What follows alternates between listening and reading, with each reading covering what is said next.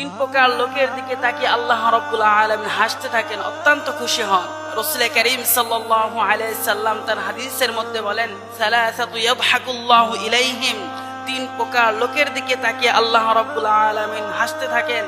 এক নাম্বার ওই ব্যক্তি, আর রাজুলু ইযা কামা বিল লাইলি ইউসাল্লি, যে রাতে নামাজের জন্য দণ্ডায়মান হয়।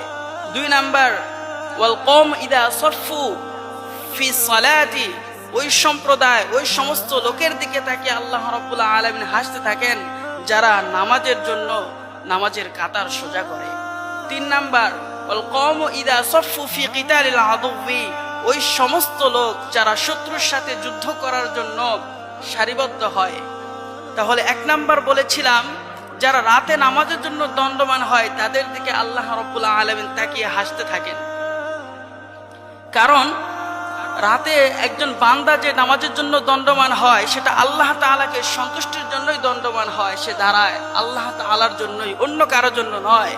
আল্লাহ রাব্বুল আলামিন খুশি হন, অত্যন্ত খুশি হন যে বান্দা রাতে নিজের আরামদায়ক বিছানা ছেড়ে দিয়ে, ঘুম ছেড়ে দিয়ে, সমস্ত কিছুকে ত্যাগ করে বান্দা আমার কাছে সিজদা দেওয়ার জন্য এসেছে।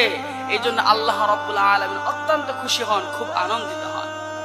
দুই নাম্বার বলেছিলাম ওয়াল কওম ইযা সাফফু ফিস সালাতি, যে ওই সমস্ত লোক ওই সমস্ত সম্প্রদায়ের দিকে তাকে আল্লাহ রাব্বুল আলামিন হাসতে থাকেন যারা নামাজি, নামাজের জন্য সারিবদ্ধ হয়, কাতার সোজা করে।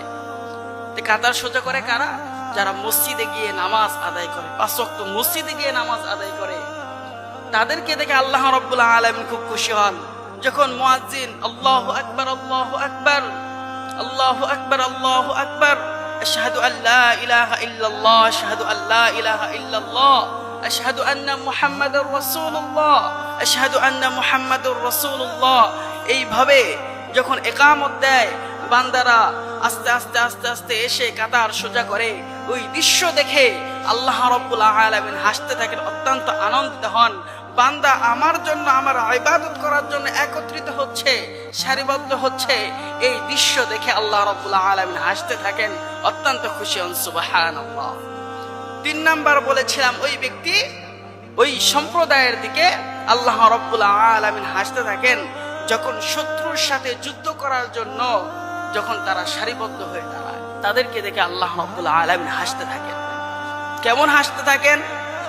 যে যারা শত্রুর সাথে যুদ্ধ করার জন্য হাসতে থাকেন, যুদ্ধ করার জন্য যে প্রস্তুতি নেন, আল্লাহ রাব্বুল আলামিন তাদেরকে দেখে হাসতে থাকেন শুধু এটার জন্য যে তারা আল্লাহর দ্বীনকে কায়েম করার জন্য, আল্লাহর ইসলামকে বুলন্দ করার জন্য, এই ধর্মকে বুলন্দ করার জন্য তারা জান প্রাণ দিয়ে চেষ্টা করে তারা শত্রুর বিরুদ্ধে মোকাবেলা করার জন্য দণ্ডায়মান হয়েছে, সারিবদ্ধ হয়েছে।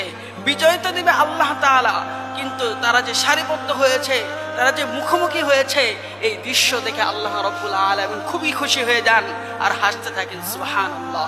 তাহলে এই তিন প্রকার লোকের দিকে তাকিয়ে আল্লাহ রাব্বুল আলামিন হাসতে থাকেন।